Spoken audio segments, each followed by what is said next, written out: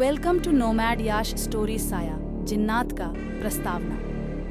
मनोरंजन के लिए यहाँ एक अद्वितीय और भयंकर साया की कहानी पेश की जा रही है। यह कहानी एक ऐसे जिन्नात के बारे में है जो अपनी असलियत से अलग है और उसकी प्रतिक्रियाएं अद्वितीय और भयंकर हैं। चलिए इस साया के पीछे छुपी अनसुनी कहानी को जानें। कहानी एक छोटे गांव की गहराई में, जहां जंगल के गहरे और अनजाने कोने भी थे, वहां एक गुप्त रहस्यमय सुंदर मकान था। लोग कहते थे कि उसमें एक साया बसता है, जिसकी उपस्थिति का एहसास तब होता था जब रात की चांदनी छिप जाती थी और गांव के आसपास की रात की चुपचापी में उसकी आवाज सुनाई देती थी। गांव वाले डरे हुए थे, लेकिन कुछ ने उस घर को जाना भी कोशिश की। वे कहते हैं कि जिन्होंने वहां जाकर साया को देखा, उन्हें आंखों में कुछ नहीं दिखाई दिया, लेकिन उन्हें एक अजीब सी सनसनी हुई।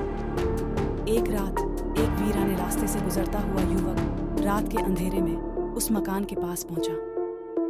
वह बच्चों की तरह रोक रोक कर वहां का दरवाजा खटखटाया। धीरे धीरे दरवाजा खुला और उसने अपने आप को अंदर घुसने के लिए धीरे धीरे मनाया। वह अंदर चला गया और उसने अपनी टॉर्च को चालू किया। मकान की दीवारों पर फूलों की चित्रित तस्वीरें थीं, लेकिन वे सभी अजीब से अस्थायी दिख रहे थे, जैसे कि कोई उन्हें बनाया ही नहीं हो।